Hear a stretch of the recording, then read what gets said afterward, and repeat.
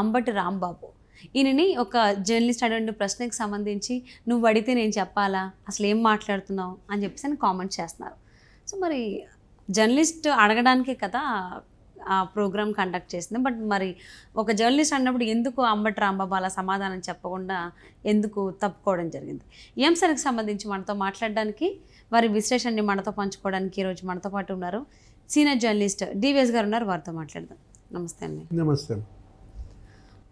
Irrigation శాఖ మంత్రి, మాజీ మంత్రి అయినటువంటి అంబటి రాంబాబు ఆయన్ని ఒక క్వశ్చన్ అడిగితే కుప్పంలో గేట్లు ఏమయ్యాయని, కుప్పం గేట్ల నువ్వు అడిగితే నేను చెప్పాలా అనేటువంటి సమాధానం ఆయన ఇవ్వడం జరిగింది. సో దీన్ని ఈ అంశాన్ని ఏ విధంగా చూడాలి? మరి ఒక జర్నలిస్ట్ అడిగినప్పుడు తిరిగి సమాధానం చెప్పేటువంటిది ఉండదంటారా? అంబటి రాంబాబు ఏమడిగాడు జర్నలిస్టు? కుప్పం గేట్లు ఏమైనాయి అని అడిగితే, నువ్వు అడిగితే నేను చెప్పాలా అంటే ఇరిగేషన్ మంత్రి కదండి మీరని అన్నాడు. అవును, ఇరిగేషన్ మంత్రి అయితే చెప్పాలానో ఏదో అన్నాడు.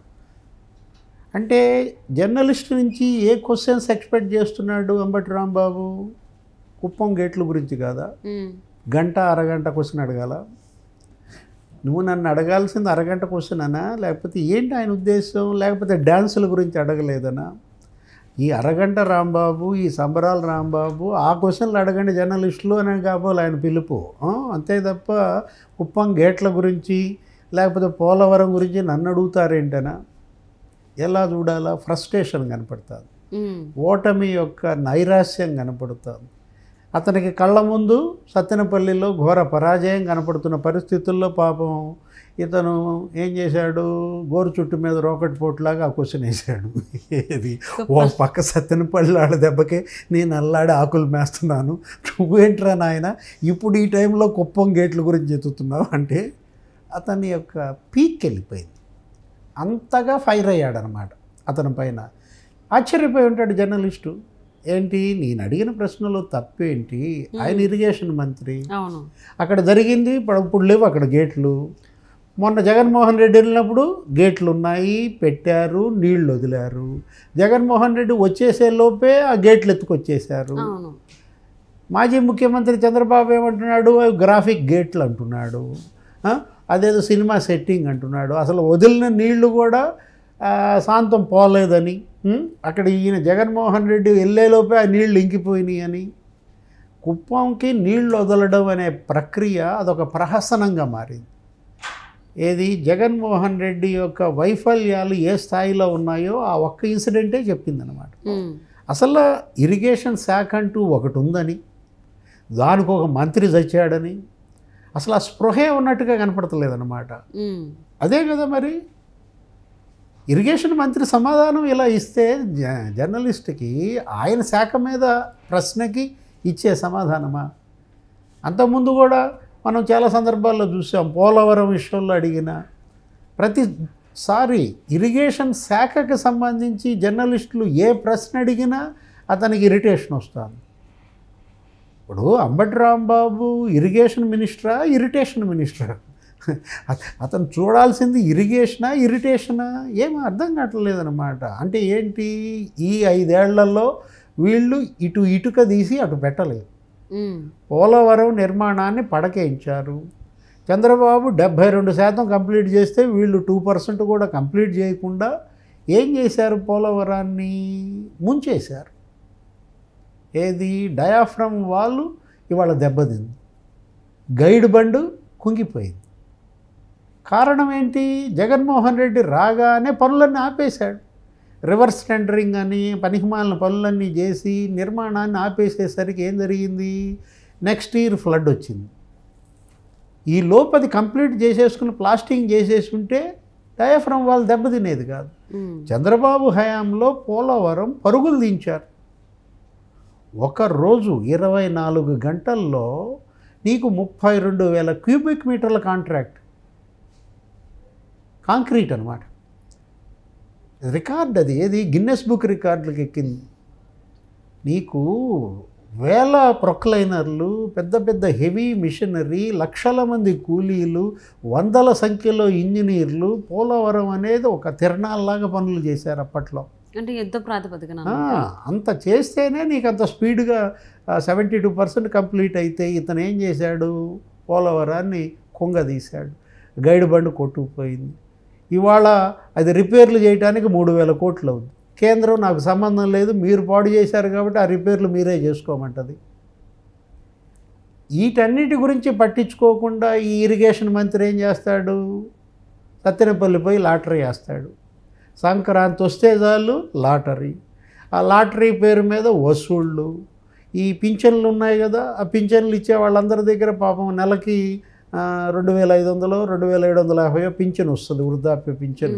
100 రూపాయలు నువ్వు ఆ టికెట్ కట్టాలని బలవంతంగా వసూళ్ళు, కోట్ల రూపాయలు వసూలు చేశారు. ప్రతి సంక్రాంతి వచ్చిందంటే చాలు వీళ్ళు రాంబాబు లాటరీ, డ్యాన్సులు, మళ్ళా అదో నరకం. వాడి డ్యాన్స్ చూడటం అంటే వాంతి ఒకటే తక్కువ. అందుకే కదా అతను సంబరాలు రాంబాబు అనో ఏదో పేరు పెట్టేశారు. అంటే ఈ కుప్పం గేట్లకు సంబంధించి రాంబాబు గారిని కాకుండా, అదే అంబటి రాంబాబుని కాకుండా అందరూ ముద్దుగా పిలుచుకునేటువంటి సకల శాఖ మంత్రి అయిన సజ్జలను అడగాలి అంటారా? అసలు సజ్జలకి ఏం సంబంధం? సజ్జలను ఎవరన్నా ఎన్నుకున్నారా? ఇతను కనీసం గెలిపించారు. ఇతను ఒక ఎమ్మెల్యే, ఎవరు, అంబటి రాంబాబు ప్రజాప్రతినిధి. నెక్స్ట్ ముఖ్యమంత్రి కోరి అతన్ని మంత్రి చేసుకున్నాడు. రేపొద్దున అసెంబ్లీలో ప్రశ్న అడిగేది ఎవరిని? అంబటి రాంబాబును కదా. సజ్జలు ఎవడమ్మా? సజ్జల జీతగాడు, కమతగాడు. కానీ అందరూ అతనికి ఏంటి, ప్రభుత్వం 4 లక్షలు జీతం ఇస్తుంది, ఆ జీతానికి అనుగుణంగా అతను పనిచేయాలా. అసలు సజ్జలకి 150 కోట్లు అతని జీతపత్యాలకి అయిందంట.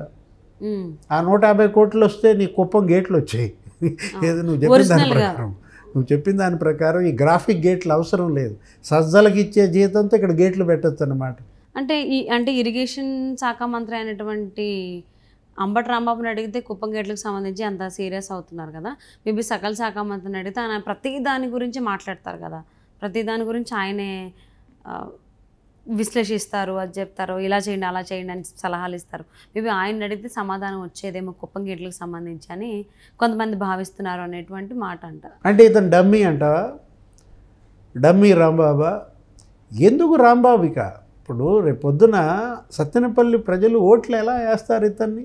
CMRF ఫండ్ ఉంది, CMRF తరపున అక్కడెవరో ఒక బిడ్డ చనిపోతే 5 లక్షలు వచ్చింది ఆ తల్లికి, దాంట్లో వాటా అడిగాడు.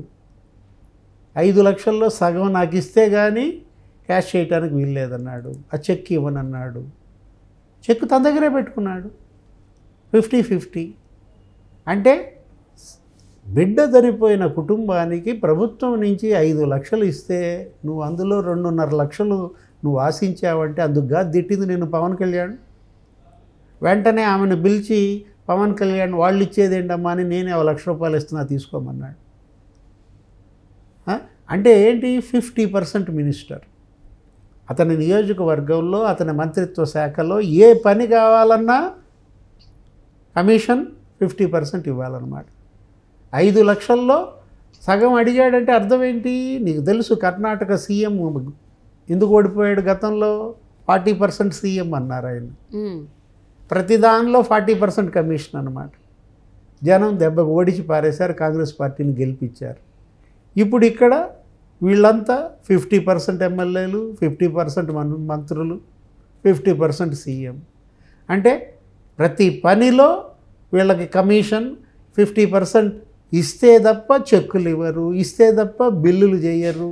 కాంట్రాక్టర్లకి ఇప్పుడు ఇవాళ బిల్లులు ఇచ్చారంటే ఎలక్షన్కి ముందు టెండర్లు అసలు పనులు చేయకుండానే నీకు బిల్లులు ఇస్తున్నారంటే అందుట్లో ఇచ్చిన బిల్లులో సగం ఎవరికి ఇవ్వాలా?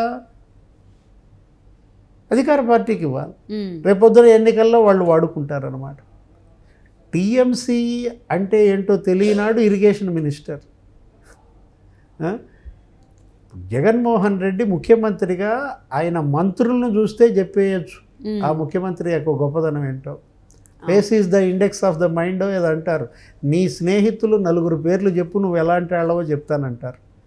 అంటే జగన్మోహన్ రెడ్డిని నువ్వు వేరే అద్దంలో చూడవసరలా, ఈ మంత్రుల ముఖం చూస్తే చాలు ఆయన ముఖం ఎట్టుంటుందో తెలిసిపోతుంది. అంటే ఇంతకుముందు మీరు చెప్పినటువంటి ఏదైతే సినారియో ఉందో అదే ఇప్పుడు ఏపీలో జరుగుతుంది అనుకోవచ్చు అంటారు అయితే మరి? అంతే కదా. ఇప్పుడు సివిల్ కాంట్రాక్టులు చేసుకునేవాడు పంచాయతీరాజ్ మంత్రి, డ్యాన్సులు వేసుకునేవాడు ఇరిగేషన్ మంత్రి. ఆమె ఒక ఆమె ఉంది రోజా, ఆమె కూడా అంతే కదా, మున్సిపల్ చైర్మన్ పోస్ట్ అమ్ముకుంది. ఇంకొక ఆమె ఉంది, ఆమె ఎవరు, రజని. ఆమె కూడా అంతే కదా, ఆ మల్లెల రాజేష్ నాయుడు దగ్గర 6 కోట్లు ఏమో తీసుకుందంటే, అది పెద్ద పంచాయతీ. ఆ పంచాయతీ కూడా నువ్వు చెప్పినాడే సెటిల్ చేశాడు ఎవరు, సకల సక ఏంటి 6 కోట్లలో 3.5 కోట్లే ఇప్పించాడంట. రాజేష్ అప్పని గందరగోళం చేసి తిట్టి వదిలిపెట్టాడు వైసీపీ స్టేజ్ మీదే. ఓకే. సో మరి ఇరిగేషన్ శాఖ మంత్రి అయినటువంటి ఈయన అంబటి రాంబాబు గారిని అడిగినటువంటి ప్రశ్నకి జర్నలిస్ట్ పైన ఈయన ఫైర్ అయ్యారు. సో అదంతా దేనివల్ల అనే దానికి తెలియదు, అదొక రకమైన ఫ్రస్ట్రేషన్. తప్పు చేశాడు సార్, కొంచెంసేపు డ్యాన్స్ ఏంటంటే బ్రహ్మాండం చేసి ఉండేవాడు. ఒక అడిగిన ప్రశ్న కొంచెం ఆయనకి ఇబ్బందికరం అనిపించింది. కుప్పంలో గేట్లకు సంబంధించి కావచ్చు, పోలవరం ప్రాజెక్ట్ గురించి కావచ్చు. అంటే ఆయనకు సంబంధించిన శాఖ గురించి అడిగారు కాబట్టి కోపం వచ్చిందా? వేరేది ఏదైనా అడుగుంటే వేరే ప్రతిపక్ష నాయకుల గురించి సమాధానం చెప్పేవాళ్ళేమో, అలా ఎవరు అడిగి ఉండకపోవచ్చు. అది వీడియో మనకు బయటకు రాలేదు. సో చూద్దామండి.